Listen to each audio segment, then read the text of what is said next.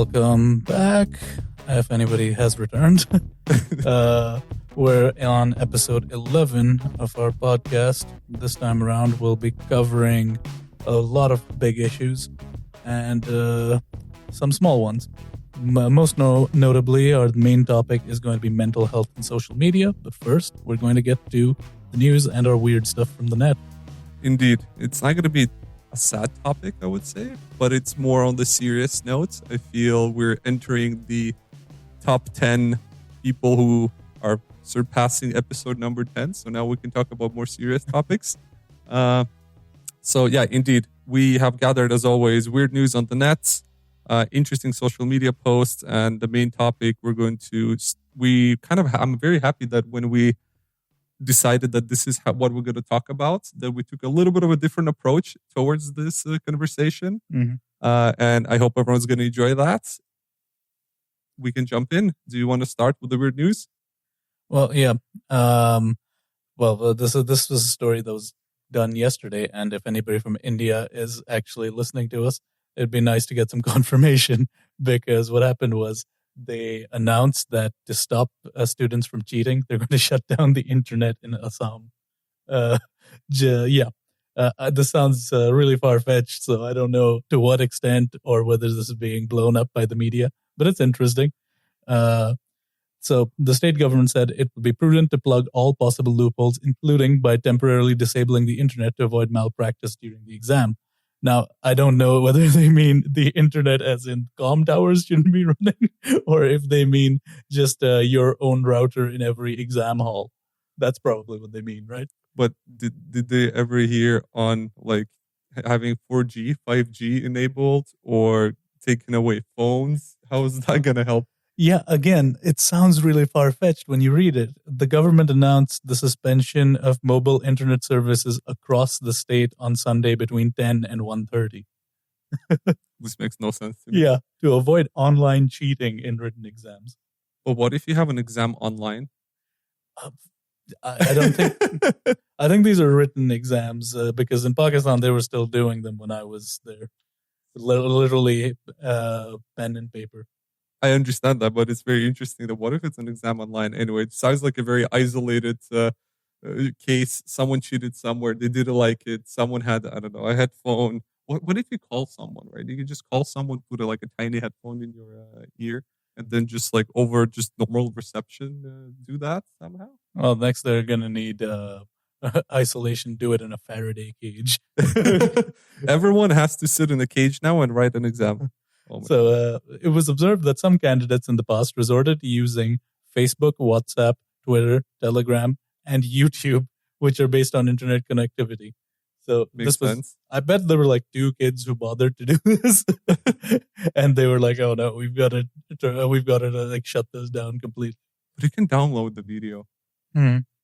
I don't get it. I think this is a little bit of a out of touch with reality.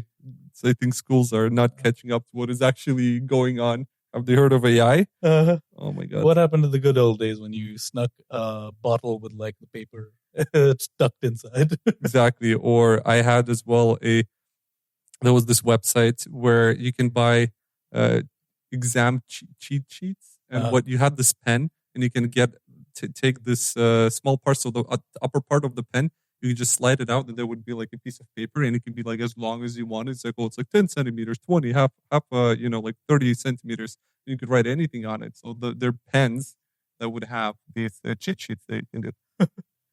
Yeah. I mean, phones are clunky to pull out during an exam anyway. You can just give them away. Imagine if this was the world where Google Glass had taken off. Actually, I can't wait for that. But I've seen a guy who used the Meta sunglasses, the Ray-Ban collaboration that Meta had, where you can use the sunglasses. Yeah. He was showing me the pictures on his phone. It lasts for like 2 hours, I think, the charge on these things. But the quality is quite nice. You can film up to like 2 minutes or something. I don't remember. So basically, you're like tapping on your glasses. I tried them on. They don't look different. They're a little bit heavier, but they don't look different. They look very nice, actually. So you tap on it, you're filming or you're taking a picture of something. Mm-hmm. And I said, what's your use case? He's like, well, if you're driving and you want to take a picture, I'm like, well, that's a little bit weird. Can you just stop if you really want to take a picture of something? Just stop and film or whatever. You enjoy the moment. He's like, no, if I'm driving, I want to take a picture or something like that. That makes no sense to me. But it's also possible now. I've seen also there's a company that releases AR glasses, and they basically have within the lens there's like a tiny box that has prompts. So you basically respond to the prompts, and it gives you the outputs. You're like, find how much is 2 + 2. So it tells you your request, and then it starts basically writing it down. Literally, so basically integrated voice assistant. Yeah, exactly. In the goggles, in your glasses, and then you just read from that. And the use case for that was to have instant research without looking at anything. If you're walking down the street, you're like, where should I go? It's like, you should turn right. So it literally in the glasses. So I thought that's pretty cool. But shutting down the internet, I don't think that's going to help anyone.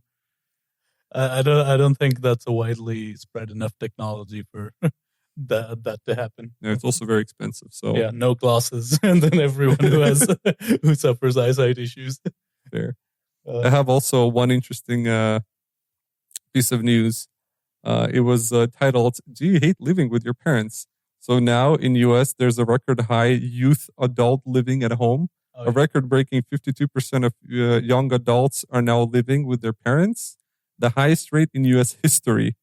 Why? They call out the economic challenges. So basically, younger generations are facing unprecedented financial burdens, student debt, low wages, unaffordable housing, and high living costs. This made me think because while I was in Italy, it's normal for guys to live with their parents and their mom until they're 30 years old. And in the US, here they're like, oh, it's a very big problem because 52% of young adults are now living with their parents. Like in Italy, that's just culture.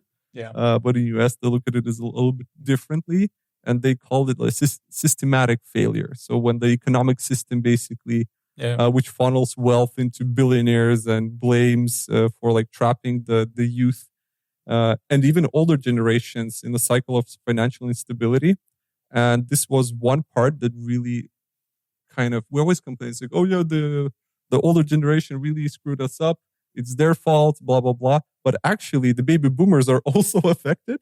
So even many baby boomers, they face the same financial challenges. So they're still paying off their student debts, with 50% having no retirement savings due to medical expenses and other crises. So massive student debt, low wages, housing screws up not only the younger people, so they live until 30 years old with their parents, but it also screws up the older generations who did not have, let's say, the financial kind of leap. And when they're 50, they're like, oh, finally I bought a house and I'll have to pay it off until I'm like 50, 60, 70, 80 years old.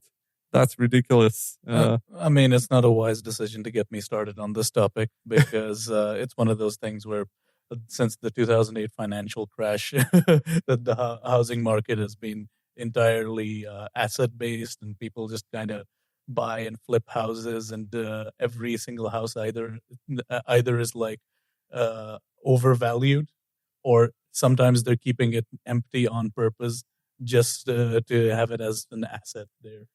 And one of the big issues in the US is definitely that with younger people, everybody older than them bought a house that was so much cheaper in the 90s. The inflation and the housing boom and a whole bunch of like other sort of things that were economic upturns, basically. And now it's just, you have these giant companies like BlackRock, which will just buy up all this real estate and overvalue it and sell it around, flip it, blah, blah, blah, all of that, It's a situation where the market is overly crowded. And I really hate when people come in and they're like, why are they not buying houses anymore? And you look at a house in LA, it will be a fine house. It won't be a mansion, but the overall payment for it will be in the millions. It's insane. I've heard that BlackRock was actually also buying houses in Amsterdam. Yep. Because why not? It's one of the biggest real estate markets as well, and the busiest. Yeah. So they were buying it not renting it to anyone as well. They were just keeping that to boost the prices of real estate. And then they got kicked out, I think 5 years ago, 4 years ago. I think it was pre-COVID, when they basically said, okay, no one in terms of companies are not allowed now to own houses in the old center of Amsterdam, the ones that were costing like 2 million, 3 million euros. They would just kick them out, and they were forced to sell back to the government or the banks or to some, I don't know, basically market. So they had to sell those. Yeah, to that I say good. Yes, I totally agree. Keep them out of Amsterdam. This is insane. I've seen as well a statistic that right now for next year, for 2025, again, it is expected because the interest rates on the governmental level are now being lowered in Europe and UK and US as well. Yeah. So now risk on assets, because the interest rate is going to go down, so people are going to start borrowing money. Therefore, people are going to buy more real estate. Well, whatever, buy more risk assets, or real estate is just expensive. So because you cannot afford yourself to pay out monthly such a large mortgage, now you will be able to, because borrowing will be cheaper. So next year, hypothetically, or in theory, whatever one says online, all these economists, that real estate is going to become even more expensive starting next year, which is crazy to me because it's already unaffordable. My roommate's family told him specifically not to tell his grandfather how much he pays for rent in this house. They were like, he might have a heart attack. Yeah, man. So back in my days, I got my house for 2 oranges and 2 bags of tea. Yeah, man, this is insane. Have you seen the debate, by the way, in the US? Yeah, I've seen most of the clips and rundowns. I think I watched as much of it as I could on a Twitch stream. I watched, it's like a bunch of memes were obviously dropped about how ridiculous the whole debate was. And I tell it this part, they're eating the dogs. So there were false claims of pet harm. So there were false reports about pets being harmed or eaten by immigrants, emphasizing that there's no credible reports basically supporting these claims. So that's what Trump said. There was also controversial political rhetoric, that extreme political rhetoric, I would say, including misleading statements and divisive claims about immigration, about LGBTQ+, about the abortion policies. And this is the part which I deep dived into, which is the Project 2025. Oh, God. And what Trump said, he's like, I haven't read that. I don't care what's in it. I'm not going to read it. I don't care. This is something that whatever the team did, and this is amazing. So it's all about, again, immigrants harming or eating pets, particularly dogs or cats. He claimed that, basically, the media picked it up like insane and stressed that this is exactly what's happening, even though there's no, obviously, these allegations are crap. I mean, about Project 2025, there's even some stuff related to how certain news outlets operate and how they're going to turn them into enemies of people. And I find it very bizarre that it doesn't become a bigger story in the US because you have to actually read a thing. That's also a good thing. So the second you have to actually read a document, everybody's attention span drops. But he says Trump says that he has no idea what that's about. I'm not involved with it at all. Most of his old cabinet members are there writing the Project 2025. So you can go through videos and just look at the little title tags and then enter them into Wikipedia. The first thing they'll say is former Trump administration official. So, it's just a bad lie. Yeah, man. And I know we're supposed to be fair to the other side and stuff like that, but I don't care. He's lying. I did like a top tier list of things that basically the Project 2025. I know it's not affecting us in a way in Europe, maybe in the long term. However, it's just interesting to me that, well, as you said, people just don't read anything. And this top list of theoretical, several negative outcomes that basically could happen if this goes through. Mhm. Of course, depending on the policies and so on. Environmental degradation, so rolling back environmental regulations. That's what he wants. So he's like, yeah, more sell more oil, because right now the oil consumption in US is at its peak in terms of they compared how many miles do people drive, and they said now people drive more miles than they did pre-COVID times, but Yeah. the consumption of oil did not reach the same amounts. So therefore, people drive more, but they don't consume enough or buy, let's say, enough oil. So that means that oil companies have to come up with new ways to scam people from their money and other companies. So it's very interesting that, well, now basically due to climate change and so on, this environmental degradation, if it goes through, they'll probably have to support the oil companies. The lengths they go to make sure solar and renewables aren't taken over are wild. And the thing is, there's an entire thread about how Trump keeps approving pipelines. And look, the Democrats aren't good about this either, because the Democrats approved fracking and things like that. Yeah. So I don't think they're like the most ardent. They're better than the Republicans on this one particular issue, definitely. But they're not great on it either compared to like where we live. Where, okay, if the Green Party was caught doing that, they'd be, banished from the annals of Congress. Well, over here from the government. Yeah, I understand, but it's just for me just bizarre that, I mean, you always have lobbyists, right, who fight for this stuff. Yeah. Another one was restrictive immigration policies, obviously separating families, and some of the laws can result in cultural diversity, labor shortages, because, well, like, I think the state of Texas is, I don't know, I don't know the numbers, but probably half of those guys are just immigrants. No, I mean, Texas is big, but it's also considerably a very conservative state. And yeah, there's a lot of Latin American migration there, and it comes in a lot from South America. But at the same time, there most people there are like, you should see how most people there are very conservative in their views, including the second generation immigrants. Mm-hmm. So what happens is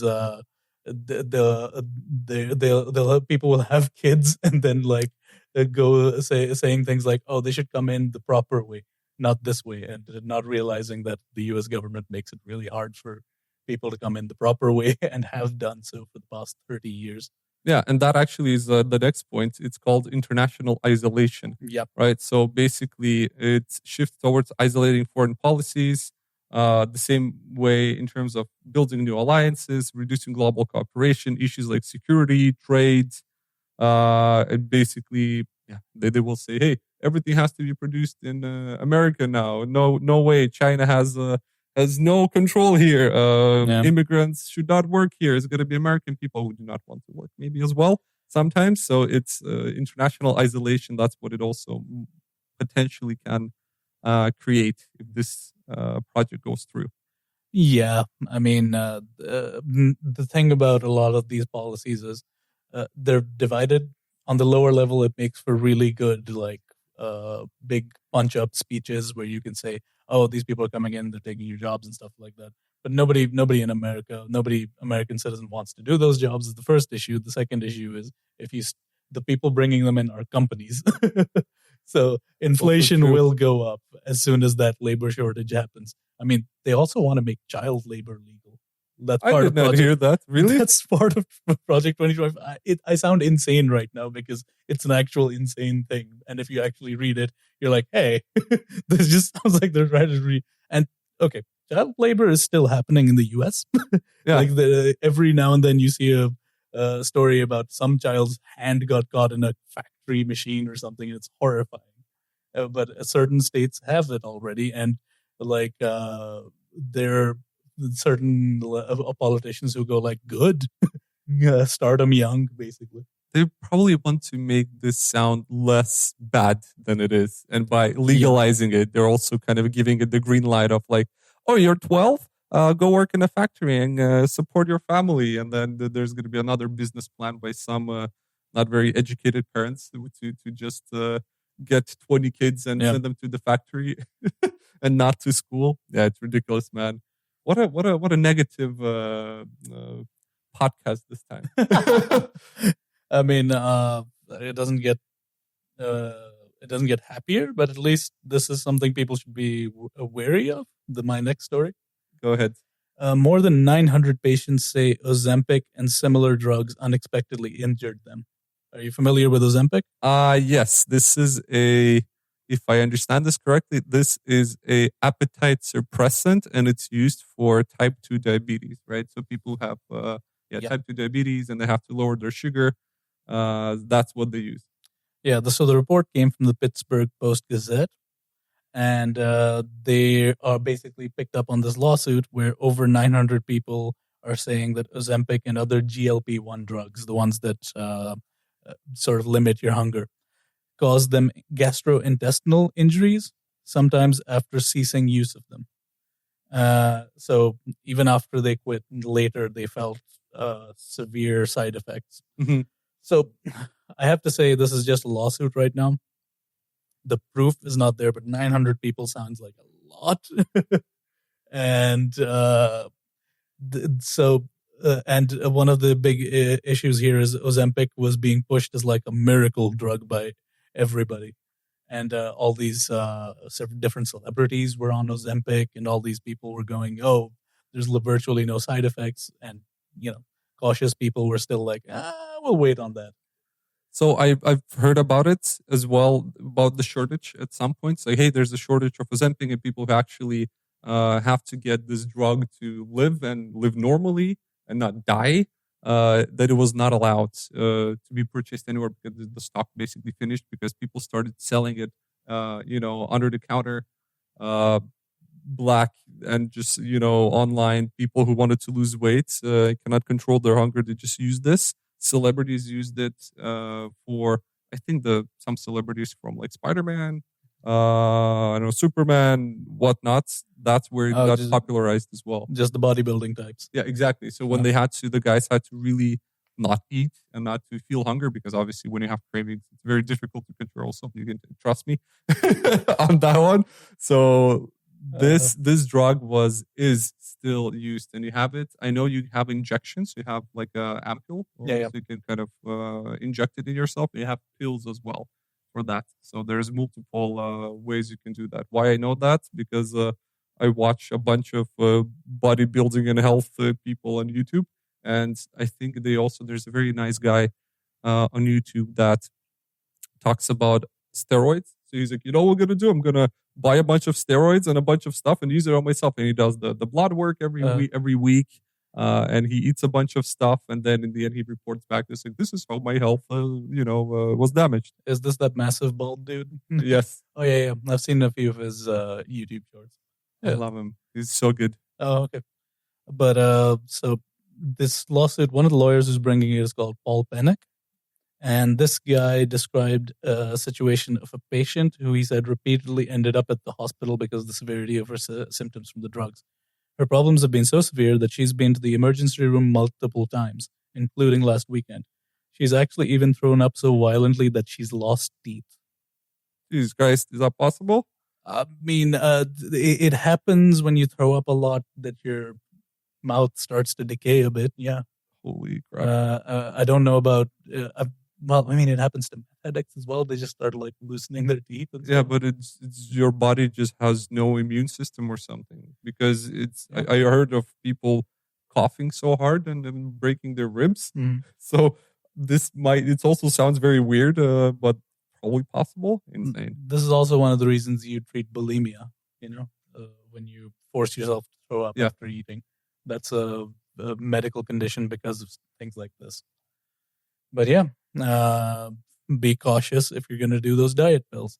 I don't know what portion of the people will be affected by such issues, or if it's related to that, or it's related to bad eating habits after taking it. That's another possibility. We're not going to jump to conclusions here, but it's watch out. Do you feel that social media impacts that? Like the people having unrealistic standards? I definitely think so. I know every girl I know uses Instagram as terrible body issues.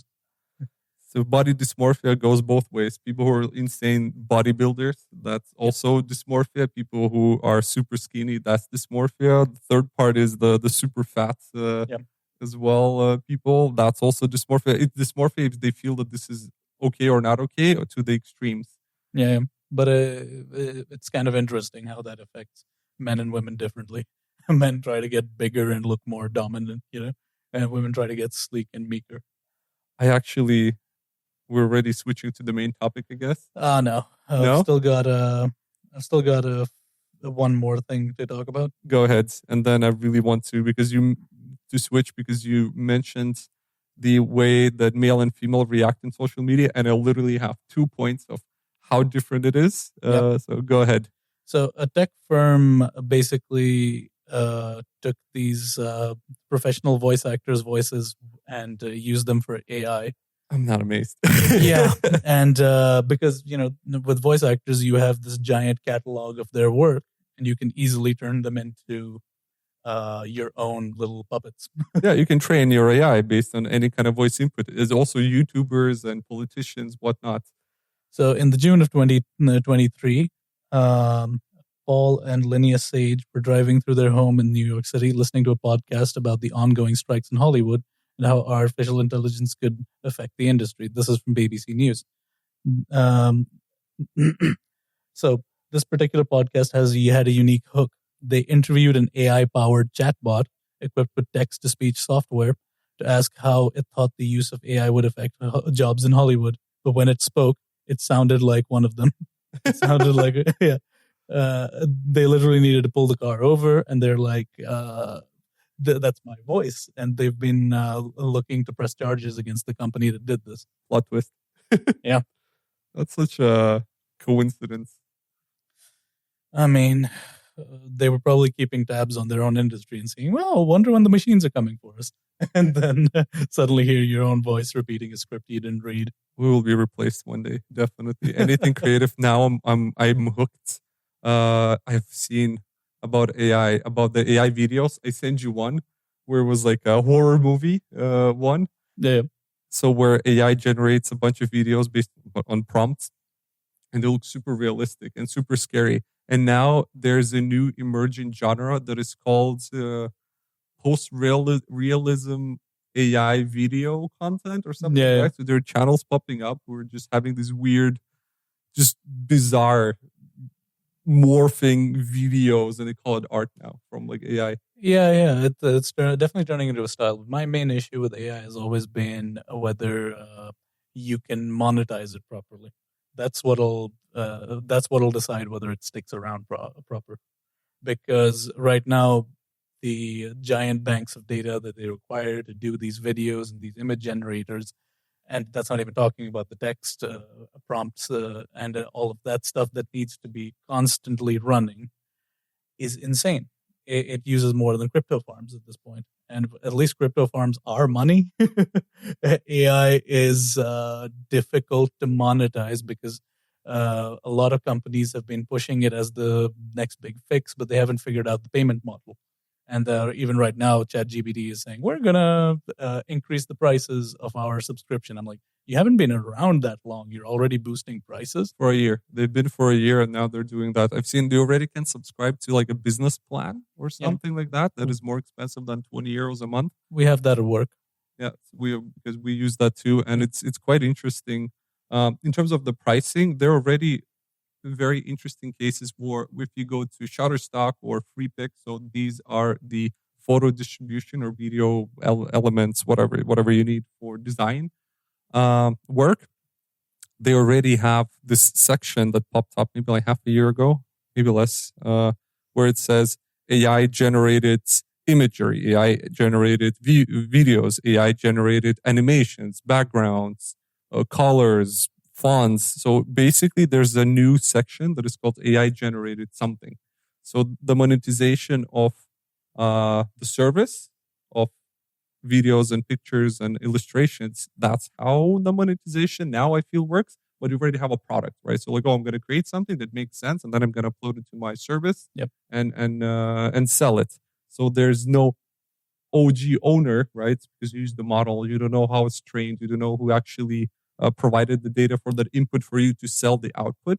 So I don't even know how it's gonna happen now. I think we spoke in one of the episodes that AI content has to be labeled somehow in the meta description that it's AI content. Yep. So that if you generate something, your AI generation model or something already tells you, hey, this is not real. Therefore, if it's posted somewhere on social media, it will have a label somewhere that, hey, this is AI generated. Do not trust this. As now sometimes on Reddit or TikTok, it also says this piece of content is sensitive. Maybe it's going to be the same way. It's like this piece of content is AI.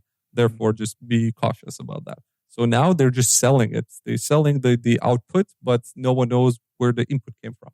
Yeah.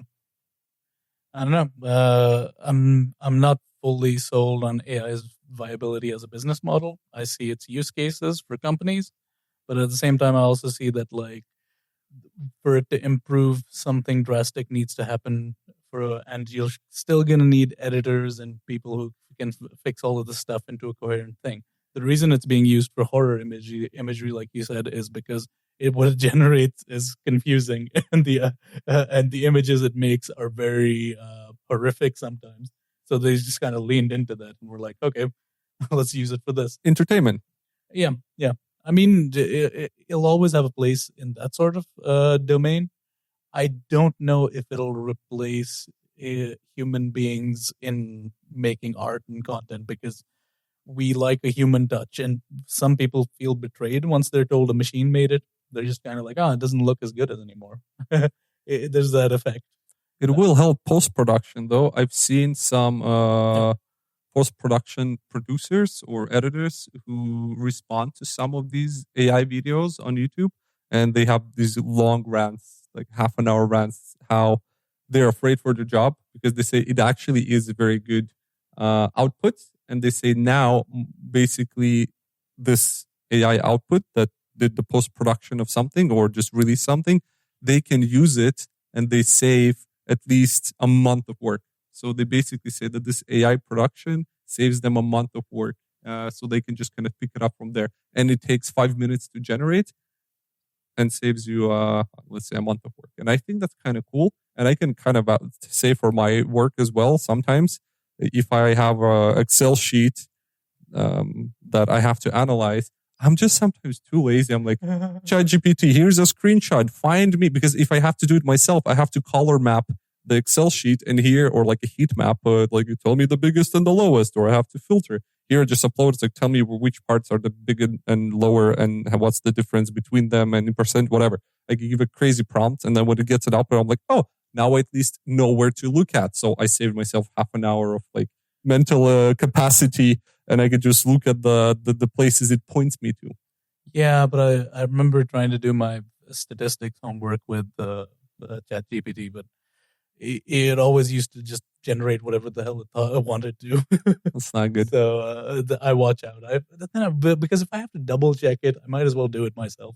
That's I'm that kind of obsessive, you know. That's a me issue. If somebody else can trust the AI and it does good for you.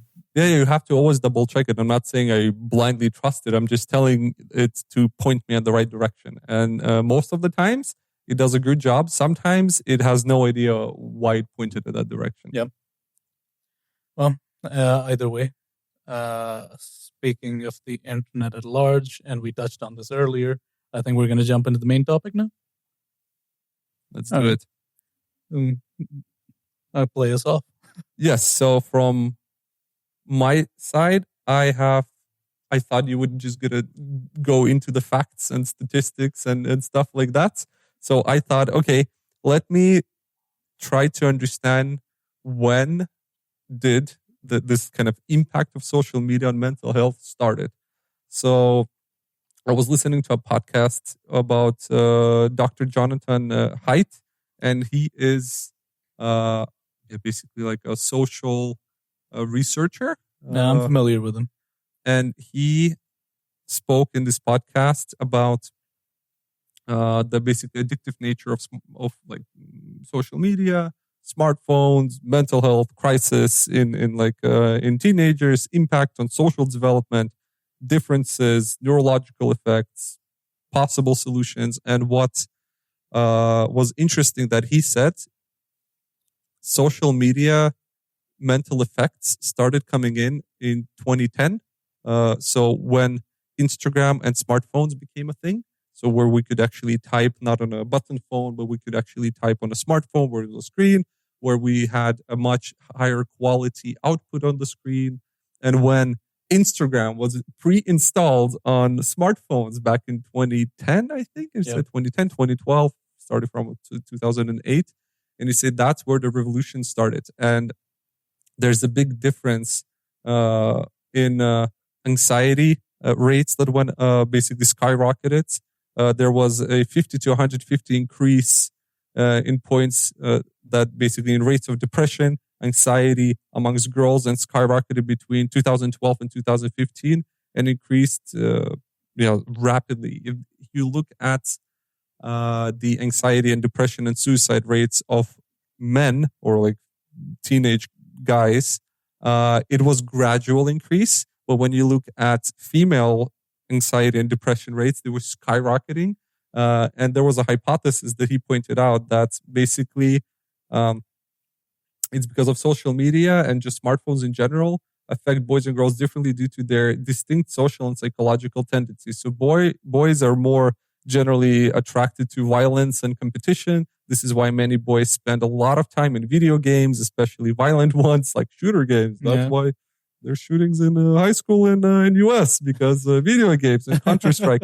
I wouldn't go there. We do not endorse this message. And they engage stimulated based on this like competitive, so more like a technical approach as well. And girls, on the other hand, they're more drawn to social media platforms like Instagram, TikTok, which emphasize social comparison, appearance, relationship, and more on the emotional side of things, which often leads to greater anxiety, social pressure, and tendencies to compare themselves to others. So girls, they tend to face more anxiety and body image issues, while boys lean towards more of like addiction, gaming, isolation from real life social activities.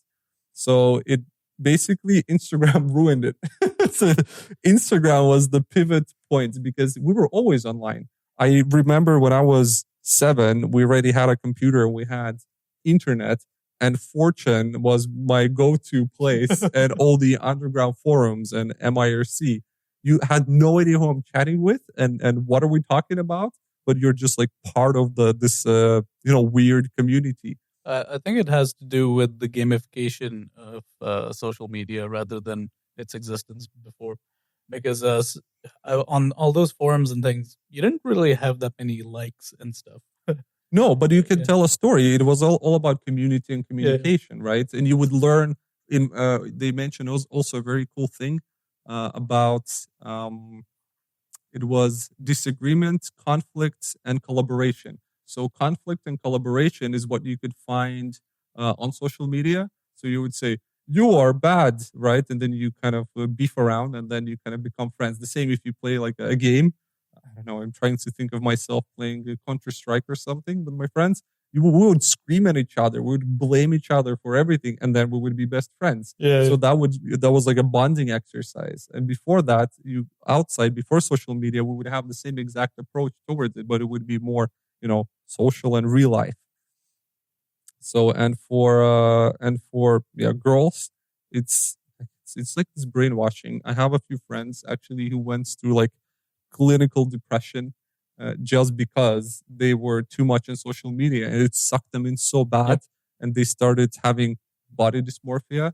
So they thought they're not looking good, like they don't look good enough. They don't have enough money. They don't have enough friends or like a luxurious lifestyle, and that really took a toll on them. So they ended up like clinically depressed, and the diagnosis for them was social media. Insane. These guys are like 30, the girls are 30 years old, and now the social media was brainwashing them for the last 10 years, whatever, 15 years, where they just like mentally couldn't take it anymore. I mean, the thing is, it's like having candy in your pocket at all times. You open it up, you get a nice little dopamine hit, but then you keep going back to it. But it's not going to be good for you eventually. This thing is kind of, I partially disagree with how it affects men and women, because men are competitive in different ways and communal in other ways, and women are competitive in certain ways and communal in other ways. I have genuinely seen competition on Instagram and people talking trash about each other over like photos, and if like women posting pictures just to get back at their like old boyfriends and shit like that. Welcome to the internet. Yeah. Please come have a seat. That's also a form of competition, but it's just different sectors of it, you know. And men can be communal, like a guy puts up a picture of him at the gym, and the bros are like, "Yo, you looking good, man," you know. But then in the background, they might also be jealous. Yeah, that's true. You get both sides doing this in different sectors because we value different things. No, absolutely. However, for me, it was just more that guys are more on the, let's say, he called them, I think, engineering side of things when it comes to social media, like research, how to sell drugs online, how to build this, how can I pimp my ride, look at my crib. And then you have girls who are looking at, I don't know, this is going to be so sexist now, I'm realizing. It's like, oh, buy new shoes, what my girlfriends are doing online. But what also he mentioned, which was pretty cool, that fear of missing out affects everyone. And the emotional toll is on both sides as well, on men and women.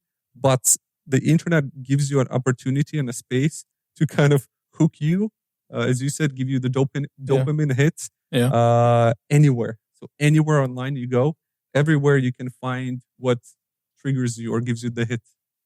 Yeah. But what you mentioned about this is going to sound sexist, you know, before you mentioned that, it's not, because it's not like, it's not that like human beings are innately drawn to these things. It's how we're socialized, and social media has become a portion of socialization on its own. Before, you were raised by the people around you. Now you're in this massive metropolitan within your phone where billions of people are constantly reacting to you, and you're constantly being bombarded with images.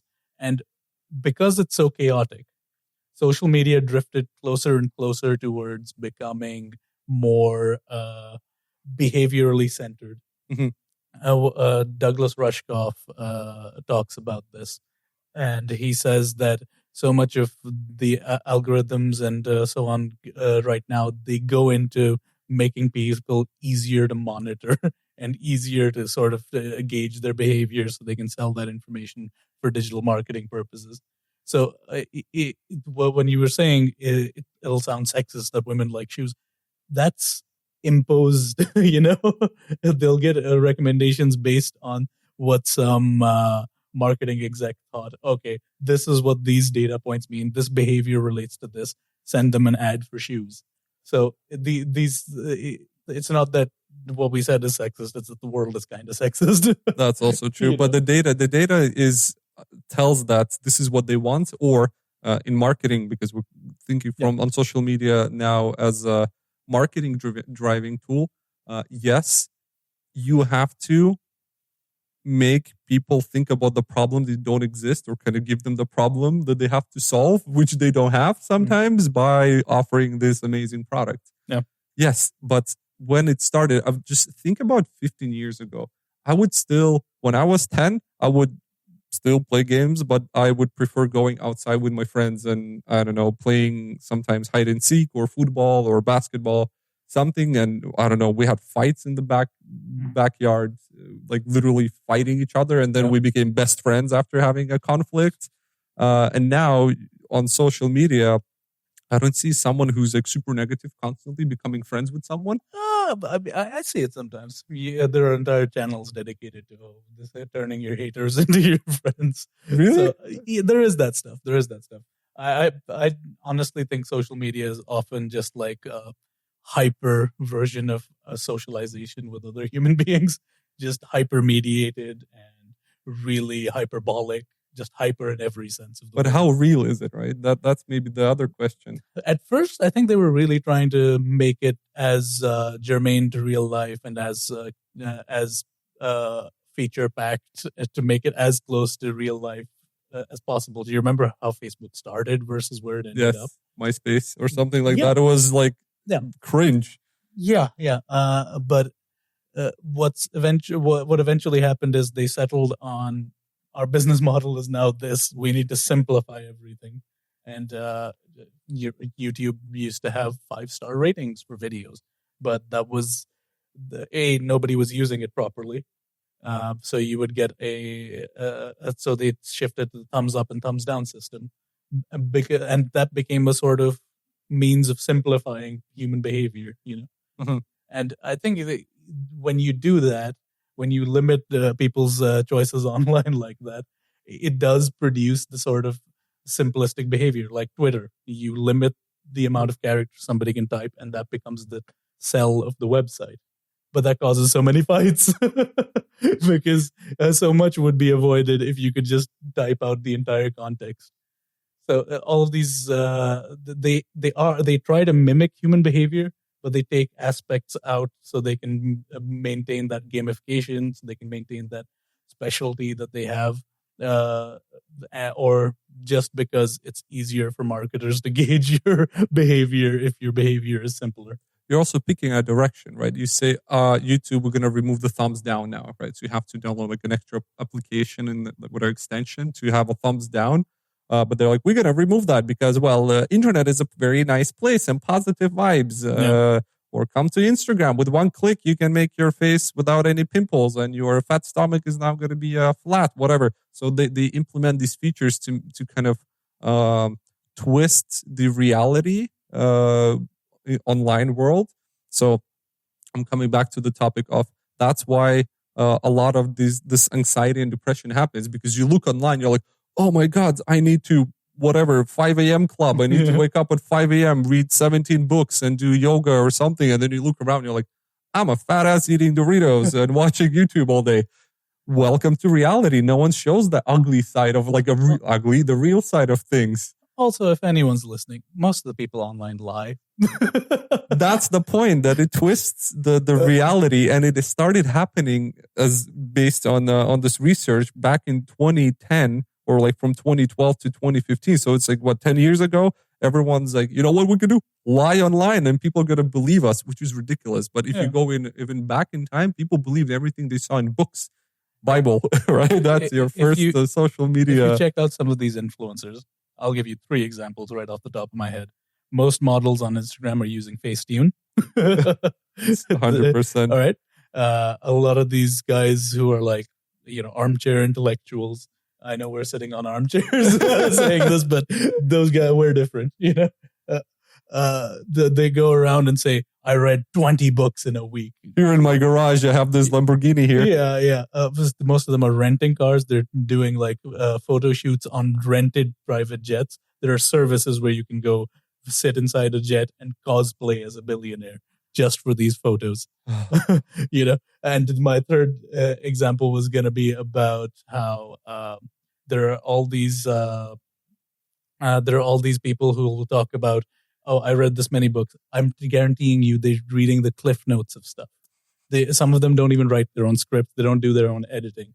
They say they're a one-man operation and they'll have an entire marketing team behind them. Don't be gullible. People on the internet lie. That has always been true. We just they just hide it behind slick production, and everybody starts going, oh, wow, this person must be uber successful. But that also is so bad in terms of it happens. It brainwashes you since you're a teenager. I'm trying to think that when I was a teen, somehow right away thought this is not true. Everything online is they're lying. You cannot trust anyone online. And for kids kids and teenagers who are growing up now, they just lack this critical thinking. Why do they lack this critical thinking? Why they don't have street smarts? Why don't they question, why should I believe this influencer online? And I have a nephew who is actually, I've seen the stuff he watches. Jesus Christ. I'm I enjoy weird things, but this is just bizarre. And ask him, who do you want to be when you grow up? He's like, I want to be a influencer. I want to order 1,000 burgers and see if I can eat them. I'm like, why? He's like, because it's fun. I'm like, Okay, fine. That does sound fun, though. Ordering 1,000 burgers and seeing you can eat them. I'm going to stick up for the kids at this point. You know what? Mukbang. They don't fall for the AI images. And Gen Z people apparently, and Gen Alpha people, have apparently been started calling them boomer images because old people keep falling for AI stuff. I didn't hear that. So cool. I'm gonna stick up for the youngsters. As the old people, I'm terrified of. Whenever I log into Facebook, it's one of my old relatives cheering some absolute nonsense. Boomer images. I love that. I have a few points as well of improvement and where.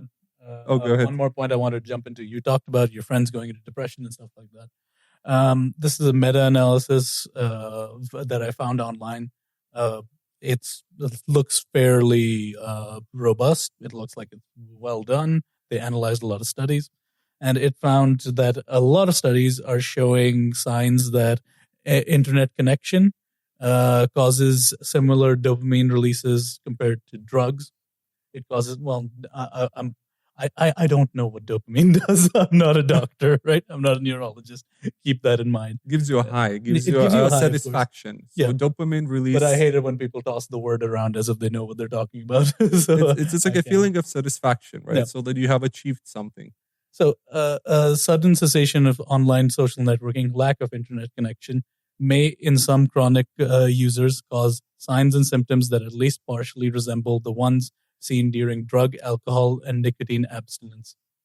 I can totally relate to that. If you take away my smartphone and I cannot scroll or like if I think of a problem, like I have a question, I'm like, I'm curious, what's the weather tomorrow? And then I don't have access to that. I'm like, I'm stressed. I'm like, I know that I can easily take my phone, check the weather tomorrow, and do plans. So it helps me plan things. But if you take away the functionality that actually helps my life to be better and more prepared, that's where it causes me stress as well. Mm-hmm. But then there's the other side of the medal, which is useless addiction, like scrolling. I have here that teens today spend on average 5 to 7 hours on social media, with girls spending more time than boys. And that, of course, the mental health decline, turning mental health issues that began the more smartphones are getting kind of bigger and higher quality and faster, that's where the uptick as well of self-harm and hospital admissions and psychiatric issues as well are growing. Yep. Can you imagine that just making the quality or the speed of your phone better also affects the mental health? Yeah, I mean, I know people who just cannot sit without their phone. They literally have the moment where you start patting your pockets to check if it's still on you, and like I make it an active thing. Like the iPad, the tablet that I have, I made a conscious choice not to download any apps on it that have any social features. I only use it for reading. I mean that was going to be one of my recommendations, by the way. That somebody have a device like that. If you must absolutely use a device, I use it only for reading, for example, and barely anything. I'll have Google Chrome open, but it has none of my passwords from my social media stuff, and making it difficult for yourself to access this stuff really helps. I like being alone with my own thoughts. I do not take my phone to the bathroom with me. That's admirable. I don't remember when the last time I just went to the bathroom without a phone. I thought you said I don't remember the last time I went to the without my phone. Seriously, probably it's been like 10 years. Yeah, I never do that. I avoid getting hooked on that stuff. I like being alone with my own thoughts. Do you read like the deodorant air purifier recipe of ingredient list or something? Don't put it in your eyes. Honestly, I just sit there and contemplate life. Contemplate and get out before life gets too depressing. It's like 4 hours past them still scrolling TikTok and researching stuff. Yeah, but you mentioned that limitation, right? So like I don't install things, and there's a lot of discussion going on. Is limitation the right approach? And is the limitation the right approach for everyone? Yeah. And they discovered that it is an approach, especially for kids who are growing up, iPad kids. for people who are growing up and teenagers that are actually building their critical thinking and ask the questions if whatever they see online is real. That helps a lot. So limiting, or they call delay smartphone use for children who are until high school. Instead, children could use basic phones like whatever flip phones without internet access, which I don't agree, because I grew up with the internet and I'm kind of obsessed with online, and I am online every day. Yeah. However, I try to make the best use of whatever time I spend behind screen, because otherwise I'm sick of spending time behind screen. But for kids until high school, they recommend limitation. No social media before 16, because the videos are basically short videos on TikTok, YouTube, anywhere on Instagram. Those are the ones that are screwing your reasoning mechanism in your head, and it reinforces unhealthy behavior such as body image issues, as we spoke, self-worth based on likes and comments. It builds you the false narrative of how, what is real. And it's also very harmful during puberty, because apparently your hormonal disbalance in your body makes you think of weird things and do weird things. When you reinforce that with some, let's say, fake news, fake social media posts, and that can really screw you up as a someone who's growing up, who's already an adult. I think you just need to find better things to do with your time than spending 5 to 7 hours on your phone. Yeah. I understand. My phone also sometimes says, "Oh, you spent 5 hours." Yes, I was driving for 2 and I used the GPS. So yeah, kill me. So it's like, your average use case is this. Or while I'm at the gym, I listen to a podcast. So for 1 hour, I'm not touching my phone. However, it is active. So you've been 1 hour on your phone. So now I drove somewhere and I worked out, and I'm 3 hours. So sometimes this data is meh. You have to be very critical what you do, but it's a lot of benefits as well. It's funny we're talking about this. You heard about this, right? No, people call it raw dogging now. No, what? So there's this trend where people were like, what you're going to do is you get on the plane and you have your entire flight without yes. They yes. called it raw dogging the flight. Just looking at the screen. And your flight, if you have a screen, like where you have left, whatever, Amsterdam. Another expression of doubt is I doubt those people are actually doing that. That would be quite a challenge, man. It would be. Imagine like a 14-hour flight. But the flight is the one place where you're allowed to systematically destroy your brain just to get through it. That's true. Just that's the one place where I wouldn't mind if you pulled out your phone and were being annoying on it. Fair enough. So they also mentioned what can help in terms of recommendations. It's encouraging free play and in real world independence. So where you can leave your phone at home and go out into the real world and just like interact with the life. Yep. I don't know, touch grass, talk to people, talk to the guy who sells you your kebab or something like that, to your local barista, get introduced and stuff like that. For me, it was also at the gym, actually. I met a guy, because we're both standing, not using our phones, and we're just like facing the wall. Because, what do you do at the gym? You work out and then you're resting and you have nothing to do. Some people, they just get on their phone and they just zone out for like 5 minutes, taking time and space.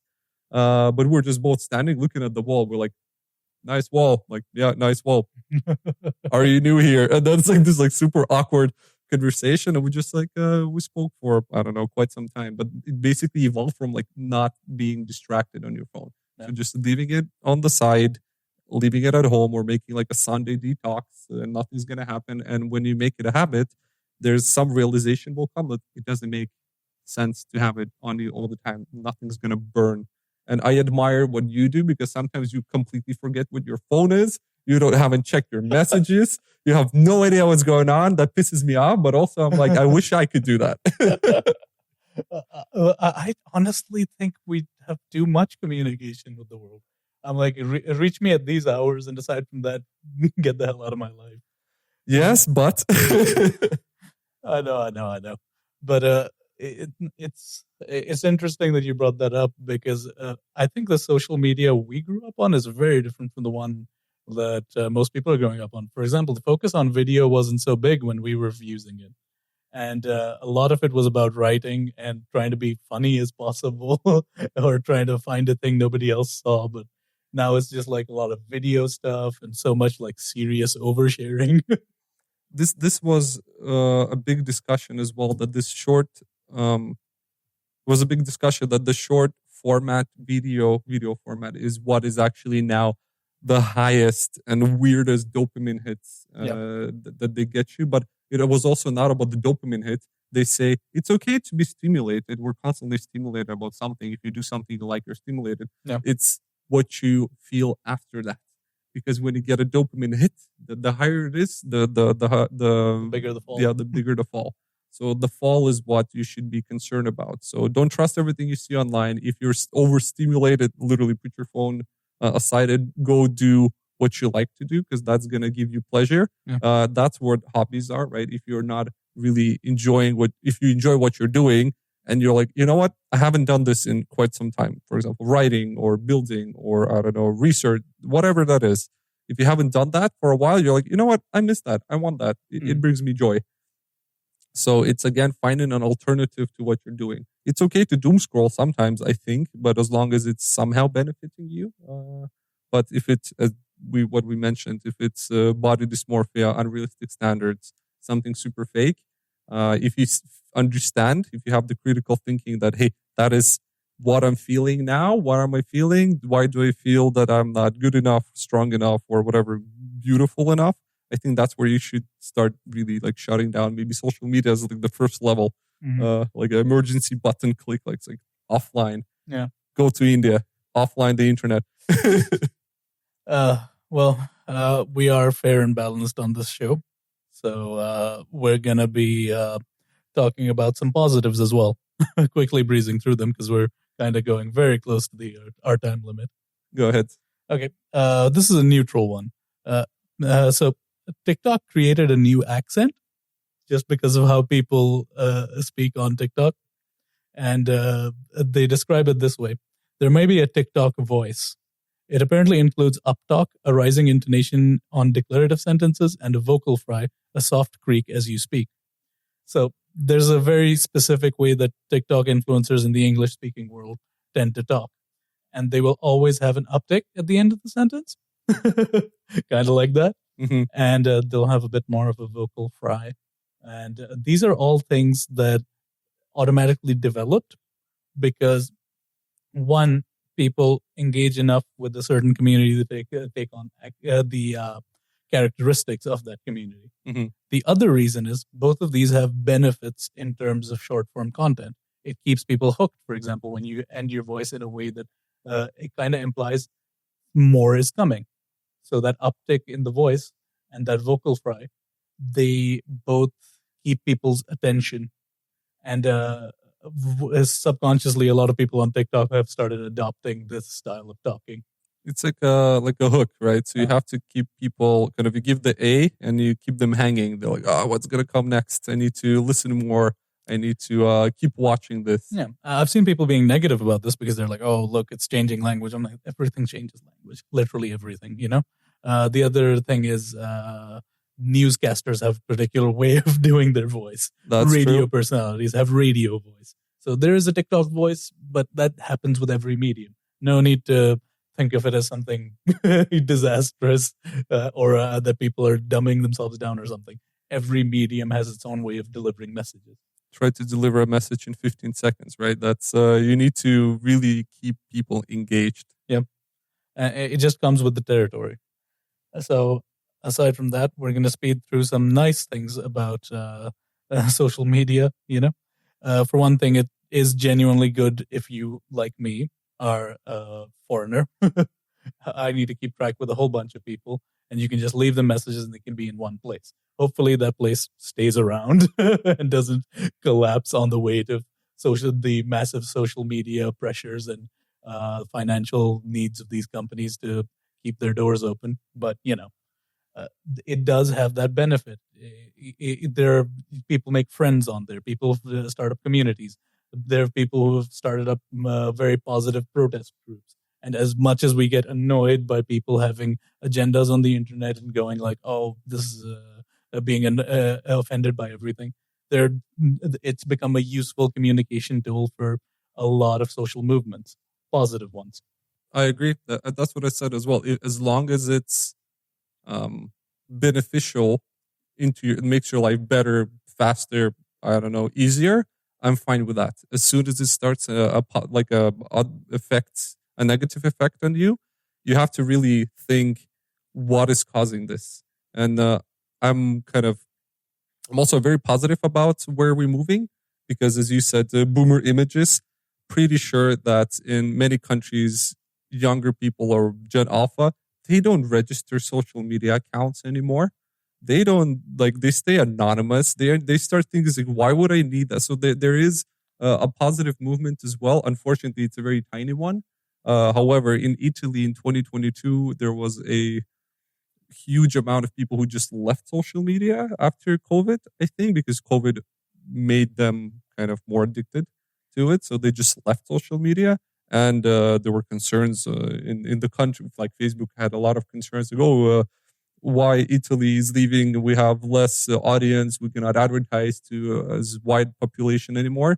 And I think from marketing perspective, that sucks. From a kind of social perspective, I'm kind of very happy about that. And it's going to start happening more and more. The more greedy the companies are going to become for your data, potentially, hopefully, more and more people are going to stop using the social media because they'll understand that, hey, it just takes too much of my time. Every second post is an ad. They're selling my data. So there will be a pivot point. I'm not sure when. I think it's slowly happening as people are becoming more concerned and cautious about the situation. So I think patience, and maybe in 5-10 years when AI is going to solve everything, we will not need social media maybe for things. And we'll have like all these micro communities that will kind of take over. Bring back forums. Yes, I 4chan, MIRC. I love saying this on as many of these podcasts as I can. I miss the old websites. Man, I'm still on Reddit every day. That's the social media. Last bastion. I cannot go without. Thank everyone who was listening. This was quite a ride. Positives and negatives. We still have a few interesting topics we want to discuss for the next episodes about, I think it was as well, meditation, breathing, and more kind of relaxation as we're going into winter. We were originally planning to link those topics, but we had a lot to say about this one. And that would have been folded into these recommendations on how you can ease the stress of social media and so on. But we're going to turn that into a whole different topic and come back to you with that. Till then, bye-bye. Have a nice one. Enjoy.